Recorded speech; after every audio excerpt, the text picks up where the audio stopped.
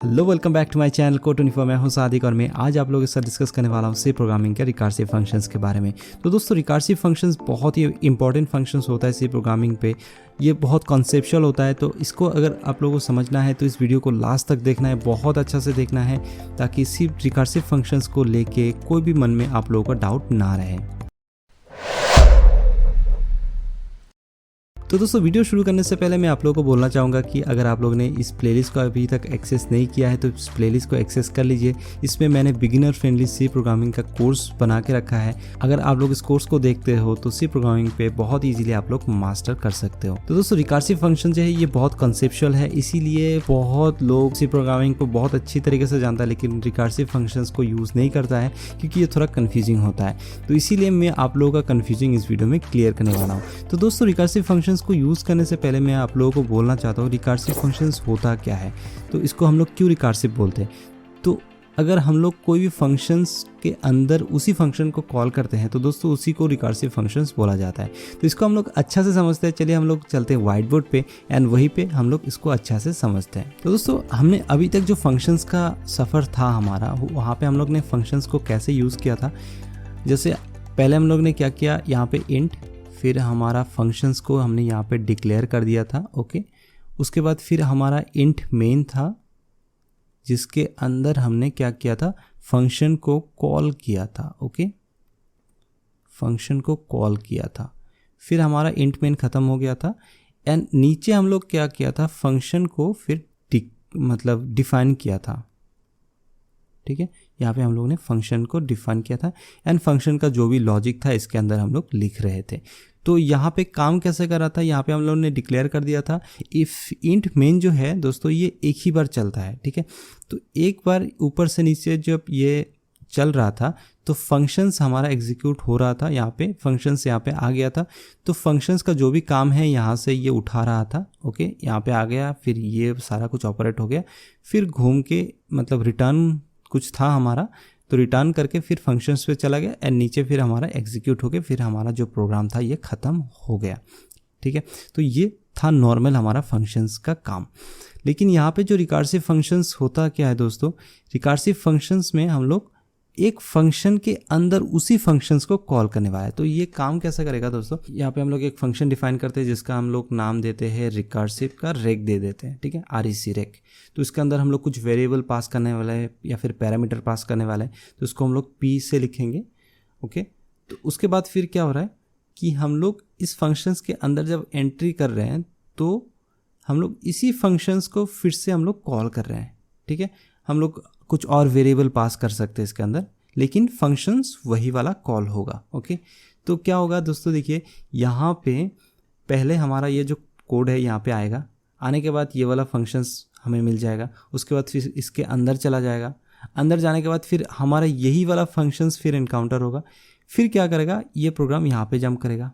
ठीक है, फिर ये वाला नीचे, ये वाला फिर नीचे आएगा, आने के बाद फिर से हमारा यही वाला फंक्शन मिलेगा, फिर से यहाँ पे जंप करेगा, फिर नीचे आएगा, फिर यही वाला मिलेगा, फिर से यहाँ पे जंप करेगा। तो दोस्तों ऐसे करके ना हमारा एक लूप बन जाता है रिकर्सिव फंक्शंस का, एक इन्फिनाइट जैसा लूप बन जाता है। तो इसका अगर हम लोग प्रैक्टिकल एग्जांपल देखें तो दोस्तों, जब आप लोग सैलून या फिर ब्यूटी पार्लर पे जाते हो तो क्या होता है, आपके सामने पे भी एक मिरर रहता है एंड पीछे भी एक मिरर रहता है। तब जब आप लोग सामने वाला मिरर पे ऑब्जर्व करते हो तो क्या होता है कि आप लोगों का एक इन्फिनाइट इमेज बन जाता है। मतलब सामने भी है, पीछे भी है, सामने भी है, पीछे भी, ऐसे करके एक इन्फिनाइट, जब जितना दूर तक आप लोग देख सकते हो उतना दूर तक आप लोगों का एक इमेज बन जाता है। तो वही होता है रिकर्सिव, मतलब खुद को ही आप लोग बार बार देख रहे हो। ठीक है, एक ही फंक्शंस, उसी फंक्शंस के अंदर वो वाला फंक्शन कॉल हो रहा है, तो एक लूप बन जा रहा है। ठीक है, तो दोस्तों अभी आप लोग क्वेश्चन कर सकते हो कि अगर हमें लूप ही बनाना है तो हम लोग ने already while loop, do while loop and for loop के बारे में सीखा था, तो उसी को हम लोग यूज़ करते हैं। हम लोगों को रिकर्सिव फंक्शन यूज़ करने की ज़रूरत क्या है। तो दोस्तों देखिए, कुछ प्रॉब्लम है जिसको हम लोग को सॉल्व करने के लिए दो तरह का अप्रोच हमें मिल जाता है। एक होता है आपका आइटरेटिव अप्रोच, दूसरा वाला होता है आपका रिकर्सिव अप्रोच। तो आप लोग इसको लूप यूज़ करके भी कर सकते हो, उसमें कोई भी प्रॉब्लम नहीं है। लेकिन रिकर्सिव फंक्शंस अगर आप लोग यूज़ करते हो तो इस केस में आपका जो भी प्रोग्राम है उस प्रोग्राम का एफिशिएंसी बहुत बढ़ जाता है एंड लाइंस ऑफ कोड जो है वो बहुत कम हो जाता है। ठीक है, तो इसीलिए हम लोग कभी कभार रिकर्सिव अप्रोच यूज़ करते हैं रादर देन आइटरेटिव अप्रोच। ठीक है। प्रॉब्लम में मैं आप लोगों को दिखाने वाला हूं कि फैक्टोरियल ऑफ एनी नंबर हम लोग कैसे निकाल सकते हैं with the help of recursive function. Okay, ये जो प्रॉब्लम है ये थोड़ा कंसेप्चुअल प्रॉब्लम है, मतलब आप डायरेक्टली अगर कोड देखोगे तो आप लोगों को कुछ भी समझ में नहीं आएगा, तो फिर आप लोग ऐसा सोचने लगोगे कि रिकर्सिव बहुत ही टफ है। मैं अगर लाइन बाय लाइन आप लोगों को एक्सप्लेन करता हूँ तो आप लोग एक बार देख लीजिए उसको, उसके बाद फिर आप लोग बोलेंगे कि रिकर्सिव अप्रोच जो है वो बहुत इजी भी है। ठीक है, चलिए ठीक है, मैं यहाँ पे मान के चलता हूँ कि हमें फैक्टोरियल 5 का वैल्यू निकालना है।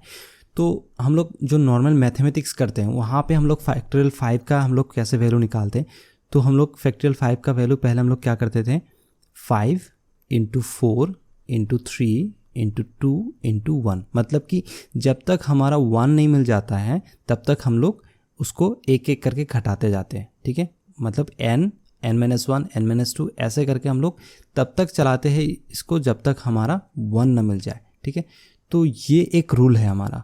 तो इसके अंदर अगर हम लोग अच्छा से ऑब्जर्व करते हैं तो यहाँ से हमें कुछ लॉजिक का टिप्स मिलने वाला है जिसको हम लोग यूज़ कर सकते हैं प्रोग्रामिंग पे। ठीक है, तो लॉजिक ये क्या है कि फैक्टोरियल 5 जब हम लोगों ने इसको मतलब एलोबरेट किया तो यहाँ पे क्या हुआ था, पहले हम लोगों ने 5 लिखा, उसके बाद फिर हम लोगों ने यहाँ पे फैक्टोरियल 4 लिखा था। ठीक है, ये इतना तक आप लोगों को समझ में आ गया। उसके बाद फिर क्या हो रहा था, ये जो 4 है ये नेक्स्ट टर्म पे जाके क्या हो रहा था, 4 × फैक्टोरियल 3 हो रहा था। ठीक है, उसके बाद फिर ये 3 क्या बन रहा था, 3 × फैक्टोरियल 2 बन रहा था। ओके, उसके बाद नेक्स्ट टर्म में क्या बन रहा था, 2 × फैक्टोरियल 1। ठीक है, उसके बाद नेक्स्ट टर्म में क्या हो रहा था, फैक्टोरियल 1 का जो वैल्यू है ये हमेशा 1 रहता है। ठीक है, तो यहाँ पे अगर हम लोग अच्छा से ऑब्जर्व करते हैं तो यहाँ पे क्या हो रहा था, 5 × 4 × 3, उसके बाद फिर 5 × 4 × 3 हो रहा था, फिर 5 × 4 × 3 × 2 ये हो रहा था, उसके बाद फिर हमारा फाइनल रिजल्ट क्या आ रहा था, 5 × 3 × 2 × 1 बन रहा था। ठीक है, तो यहाँ पे अगर आप लोग इसको अच्छा से ऑब्जर्व करेंगे तो यहाँ पे हमें कुछ पैटर्न मिल रहा है। वो पैटर्न क्या है, तो देखिए यहाँ पे हमारा क्या हो रहा है, 5 पहले हमारा शुरू कहाँ से हो रहा था, फैक्टोरियल 5, उसके बाद फिर फैक्टोरियल 4 आ रहा था। तो अगर हम लोग फैक्टोरियल को ही एक फंक्शंस मान लेते हैं, ठीक है, इसको हम लोग फंक्शंस बोल देते हैं, फंक्शन बना लेते हैं हम लोग, उसका नाम हम लोग क्या देंगे, इंट फैक्टोरियल। ठीक है, तो फैक्टोरियल के अंदर अगर हम लोग 5 डालते हैं, मतलब ये वाला डालते हैं, ठीक है, तो उसके बाद हमारा रिटर्न क्या होना चाहिए, ये वाला स्टेटमेंट हमारा रिटर्न होना चाहिए। इसका मतलब क्या होगा कि हमारा ये रिटर्न क्या करने वाला है, ये 5 इंटू हमारा ये फैक्टोरियल 4, मतलब कि ये फैक्टोरियल 4। ठीक है ना, तो हम लोग इसको क्लोज करेंगे। तो अब देखिए दोस्तों यहाँ पे क्या होगा कि हमारा जब ये 5 फैक्टोरियल कॉल हो गया ना तो उसके अंदर ये आएगा, आने के बाद क्या होगा, 5 × फैक्टोरियल 4। तो फैक्टोरियल 4 जब ये रन होगा, मतलब ये वाला स्टेटमेंट जब एग्जीक्यूट होगा तो फिर से इसके अंदर आएगा। ठीक है, ये वाला जो 5 है हम लोग ने अभी स्टैटिक दे के रखा है, इसको हम लोग वेरिएबल बना देंगे। ठीक है, हमने इसको मिटा देते हैं, मैं इसको मिटा देता हूँ मैं, तो यहाँ पे मैं डालता हूँ नम। ठीक है, एंड यहाँ पे मैं डालता हूँ नम। ठीक है, एंड ये वाला 4 वाला जो है इसको क्या होगा फिर, नम -1। ठीक है, तो अभी अगर हमारा नम का वैल्यू 5 है, ठीक है 5 है, तो 5 कॉल होने से इसके अंदर आएगा, आने के बाद हमारा क्या मिल जाएगा, 5 × 4, मतलब कि यहाँ पे हमारा 5 है, उसके बाद फैक्टोरियल हमारा क्या है, 4 है, फैक्टोरियल 4 है।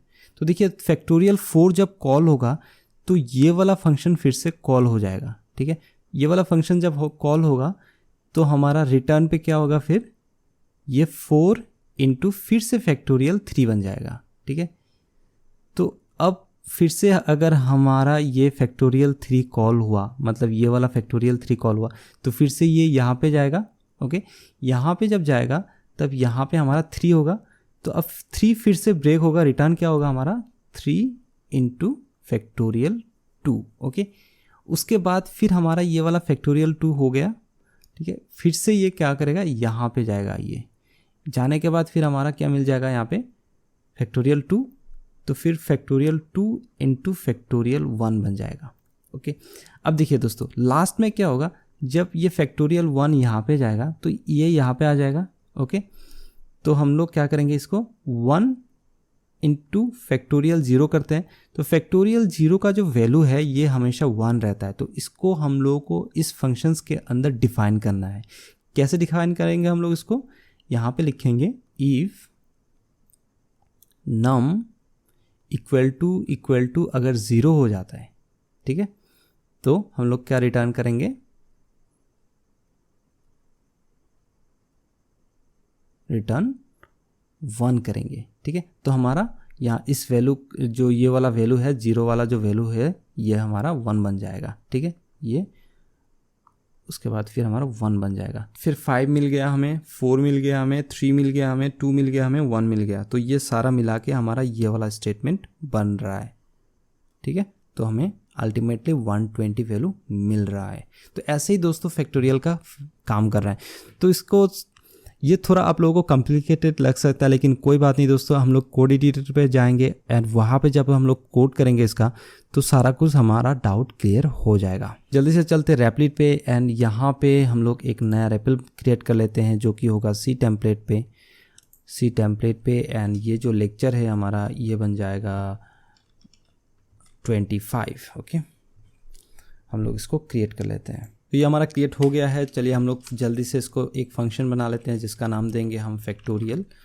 ठीक है, एंड उसके अंदर हम लोग क्या करने वाले हैं, एक इंट पास करने वाला है एंड उसको नाम देने वाले हैं नम। ठीक है, तो दोस्तों पहले हम लोग क्या कर रहे थे, यहाँ पे हम लोग पहले फंक्शन को डिक्लेयर कर रहे थे, उसके बाद यहाँ पे हम लोग इस इंट फंक्शन के नीचे हम लोग फंक्शन को डिफाइन कर रहे थे। अगर आप लोग डायरेक्टली यहाँ पे भी इसको डिक्लेयर करेंगे, डिफाइन करेंगे तो कोई इशू नहीं है, यहाँ पे भी ये रन हो जाएगा। तो इसको हम लोग यहीं पे करने वाले हैं। ठीक है, तो देखिए यहाँ पे फैक्टोरियल का जो भी फंक्शन है हम लोग बनाने वाले हैं। तो पहले हमारा कंडीशन क्या होगा, जो कि बेस होगा, मतलब अगर 1 है तो हमारा फैक्टोरियल का रिजल्ट हमेशा 1 ही आने वाला है, एंड अगर 0 है तो हमारा फैक्टोरियल का रिजल्ट हमेशा 1 ही आने वाला है। ठीक है, 1 ही रिटर्न करने वाला है, ये हमारा बेस है। मतलब लास्ट में यहाँ पे आके ये प्रोग्राम ख़त्म होने वाला है।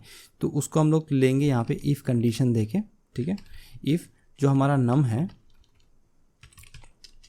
इक्वल टू अगर 1 हो जाता है, या फिर नम जो है हमारा ये इक्वल टू अगर 0 बन जाता है, तो हम लोग क्या करेंगे, रिटर्न करेंगे 1। ठीक है, रिटर्न 1 कर देंगे।